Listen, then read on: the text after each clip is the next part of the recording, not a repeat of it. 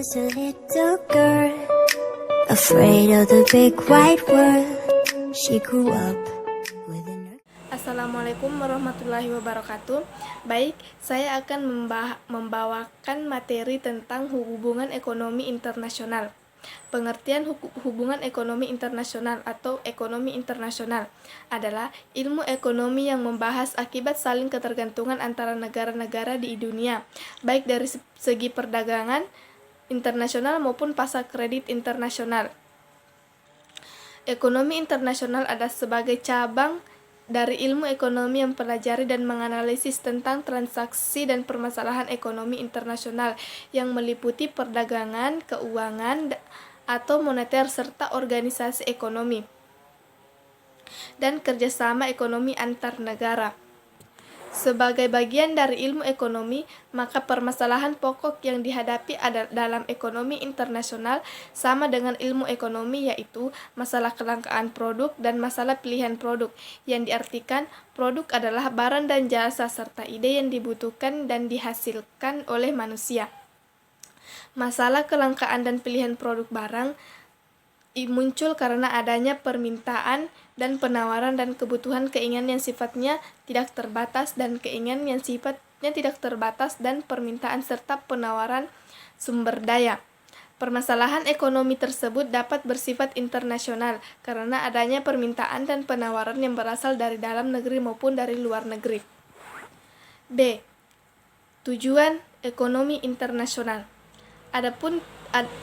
adalah untuk mencapai tingkat kemakmuran yang lebih tinggi bagi umat manusia. Tujuan itu dapat dicapai dengan mengadakan kegiatan-kegiatan dalam bidang perdagangan, investasi, pengkreditan, pengangkutan, dan peransuransian diplomasi. Bagian C. Kerjasama ekonomi internasional. Perdagangan internasional dapat terjadi karena setiap negara tidak bisa hidup sendiri, sehingga setiap negara akan menjalin kerjasama dengan cara tukar-menukar dengan produksi. Perdagangan internasional merupakan salah satu bentuk kerjasama ekonomi antar negara. Setiap negara di dunia semakin sadar akan perlunya kerjasama antar bangsa, tidak hanya terbatas pada perdagangan saja, akan tetapi meluas pada usaha-usaha untuk ikut aktif dalam membangun pembangunan ekonomi. Atas kesadaran tersebut, maka banyak muncul bermacam-macam lembaga kerjasama ekonomi, baik dalam bentuk bilateral regional maupun internasional. Mungkin ini yang saya sampaikan. Selebihnya saya serahkan kepada teman saya. Kelas, saya langsung saja melanjuti materi dari Saudari Nur Yulianti, yaitu pengertian perdagangan internasional.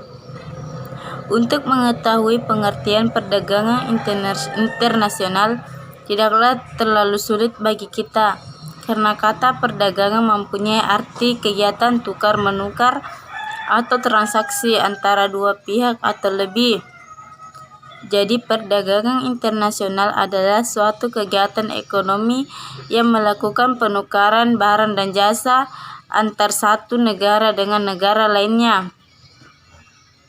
Selanjutnya, faktor-faktor yang mendorong perdagangan internasional, yaitu keinginan suatu bangsa untuk mengadakan perdagangan dengan bangsa lain. Hal ini dapat kelihatan melalui kegiatan ekonomi setiap negara dalam mempersiapkan diri untuk menerima wisatawan mancanegara. 2. Keinginan memperoleh keuntungan atau devisa untuk meningkatkan penerimaan negara yang nampak melalui kegiatan promosi di Indonesia sendiri. Kegiatan ini dilakukan oleh BPEN bersama pihak swasta.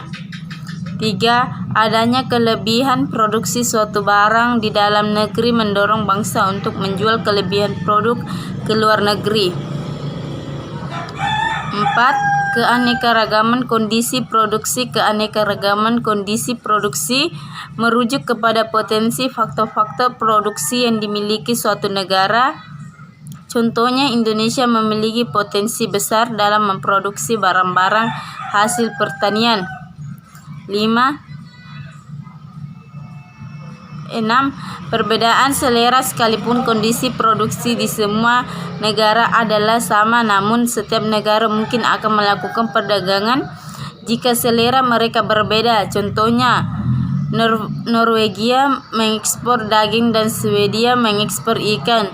Kedua negara akan memperoleh keunggulan dari perdagangan ini dan jumlah orang yang berbahagia meningkat. 6. Perbedaan ongkos produksi untuk memproduksi barang tertentu antara satu negara dengan negara-negara lain.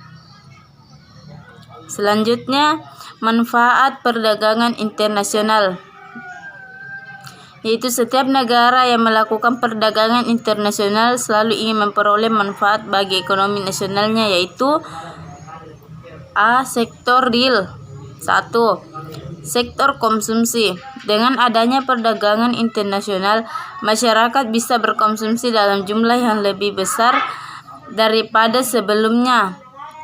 Adanya perdagangan, dengan demikian dapat dikatakan bahwa perdagangan dapat meningkatkan pendapatan real masyarakat. 2. Sektor produksi. Perdagangan luar negeri mempunyai 4 pengaruh dan kompleks terhadap sektor produksi yang sifat positifnya dapat meningkatkan pendapatan real masyarakat. Secara umum, keempat sektor tersebut adalah: 1. Spesialisasi produksi. 2. Kenaikan investasi. 3. Fend for surplus daerah atau daerah pasar yang baru. 4. Kenaikan produktivitas. 5. Sektor distribusi pendapatan. Distribusi pendapatan yang merata dapat meningkatkan pendapatan real masyarakat. Demikian pandangan neo-klasik. Menurut mereka, hubungan luar negeri mempengaruhi distribusi pendapatan melalui 2 saluran utama, yaitu saluran pendangan dan saluran aliran modal. Selanjutnya, kebaikan dan keburukan perdagangan internasional. 1. Negara yang berproduksi melebihi kebutuhan dalam negeri dan menjual ekspor, dan dari hasil ekspor tersebut dapat digunakan untuk mengimpor kebutuhan lainnya. 2. Negara yang berproduksi kurang atau tidak memproduksi sama sekali produk tertentu dapat memperolehnya dari negara lain dengan jalan mengimpor. 3. Perdagangan luar negeri dapat mempererat persahabatan bangsa.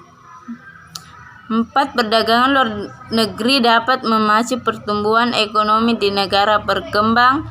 5. Melalui perdagangan luar negeri dapat terjadi alih teknologi dari negara maju ke negara berkembang. Di samping beberapa kebaikan di atas, terdapat pula beberapa dampak negatif dari perdagangan internasional. Dampak negatif tersebut antara lain yaitu A. Perdagangan internasional dapat menyebabkan suatu negara menjadi ketergantungan kepada orang lain. Negara maju dapat mendominasi perekonomian negara berkembang. 3. Perdagangan internasional dapat menjadi jalur kegiatan mata-mata. 4. Perdagangan internasional dapat menjadi saluran penetrasi kebudayaan yang selanjutnya akan mempengaruhi kebudayaan nasional di suatu negara. 5. Perdagangan internasional dapat menimbulkan infiltrasi politik sehingga dapat mempengaruhi politik dan ideologi suatu bangsa. Selanjutnya, kebijaksanaan perdagangan internasional. Kebijaksanaan yang banyak diberlakukan di beberapa negara antara lain yaitu A. Politik proteksi. Politik proteksi merupakan kebijaksanaan yang diambil suatu negara dalam bidang perdagangan guna memajukan dan melindungi perdagangan industri dalam negeri. Politik proteksi dilakukan dalam beberapa bentuk kebijaksanaan seperti: 1. Larangan impor komoditi tertentu. 2. Larangan ekspor komoditi tertentu. 3. Melakukan pungutan pajak impor atau pajak ekspor. 4. Menetapkan kuota impor atau ekspor, yaitu pembatasan jumlah barang yang boleh diimpor atau diekspor dari dan ke negara tertentu. 5. Pengawasan devisa yaitu dilakukan oleh Bank Sentral terhadap pembayaran impor atau penggunaan devisa.